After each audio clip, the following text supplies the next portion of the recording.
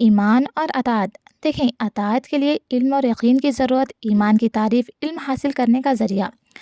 پچھلے ویڈیو میں تم کو معلوم ہو چکا ہے کہ اسلام دراصل پروردگار کی اطاعت کا نام ہے۔ اب میں بتانا چاہتی ہوں کہ انسان اللہ تعالیٰ کی اطاعت اس وقت نہیں کر سکتا جب تک کہ اسے چند باتوں کا علم نہ ہو اور وہ علم یقین کی حد تک نہ پہنچا ہوا ہو۔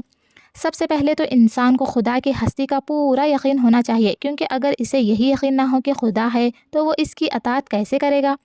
اس کے ساتھ خدا کی صفات کا علم بھی ضروری ہے۔ جس شخص کو یہ معلوم نہ ہو کہ خدا ایک ہے اور خدائی میں کوئی اس کا شریک نہیں، وہ دوسروں کے سامنے سر جھکانے اور ہاتھ پھیلانے سے کیوں کر بچ سکتا ہے؟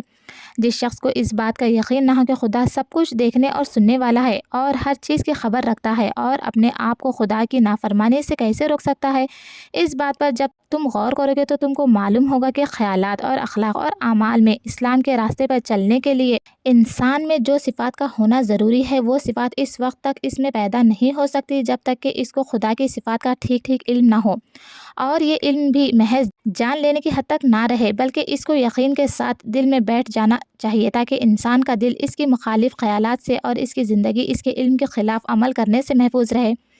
اس کے بعد انسان کو یہ بھی معلوم ہونا چاہیے کہ خدا کی مرضی کے مطابق زندگی بسر کرنے کا صحیح طریقہ کیا ہے، کس بات کو خدا پسند کرتا ہے تاکہ اسے اختیار کیا جائے اور کس بات کو خدا ناپسند کرتا ہے تاکہ اسے پرہیز کیا جائے۔ اس غرض کے لیے ضروری ہے کہ انسان کو خدائی قانون اور خدائی ضابطے سے پوری واقفیت ہو، اس کے متعلق وہ پورا یقین رکھتا ہو کہ یہی خدائی قانون اور خدائی ضابطہ ہے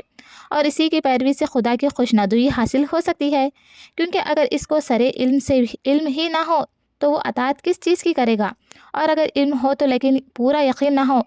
یا دل میں یہ خیال ہو کہ اس قانون اور اس ضابطے کے سوا دوسرا قانون اور ضابطہ بھی درست ہو سکتا ہے، تو اس کی ٹھیک پابندی کیسے کر سکتا ہے؟ پھر انسان کو یہ بھی معلوم ہونا چاہیے کہ خدا کی مرضی کے خلاف چلنے اور اس کی پسند کیے ہوئے ضابطے کی اطاعت نہ کرنے کا انجام کیا ہے اور اس کی فرما برداری کرنے کا انعام کیا ہے۔ اس غرض کے لیے ضروری ہے کہ اسے آخرت کی زندگی کا،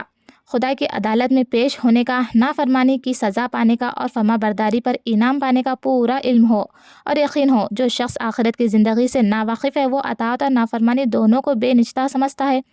اس کا خیال تو یہ ہے کہ آخرت میں اطاعت کرنے والا اور نہ کرنے والا دونوں برابر ہی رہیں گے، کیونکہ دونوں خاک ہو جائیں گے۔ پھر اس سے کیوں کر امید کی جا سکتی ہے کہ وہ اطاعت کی پابندیاں اور تکلیفیں برداشت کرنا قبول کرے گا اور ان گناہوں سے پرہیز کرے گا جن سے اس دنیا میں کوئی نقصان پہنچنے کا اس کو اندیشہ ہی نہیں ہے۔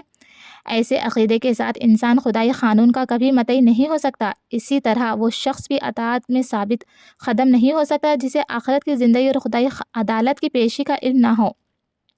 علم تو ہو مگر یقین نہیں، اس لیے کہ شک اور تردد کے ساتھ انسان کسی بات پر جم نہیں سکتا۔ تم ایک کام کو دل لگا کر اسی وقت کر سکو گے جب تم کو یقین ہو کہ یہ کام فائدہ بخش ہے، اور دوسرے کاموں میں پرہیز کرنے میں بھی اسی وقت مستقل رہ سکتے ہو جب تمہیں پورا یقین ہو کہ یہ کام نقصان دہ ہے۔ لہٰذا معلوم ہوا کہ ایک طریقے کی پیروی کے لیے اس کے انجام اور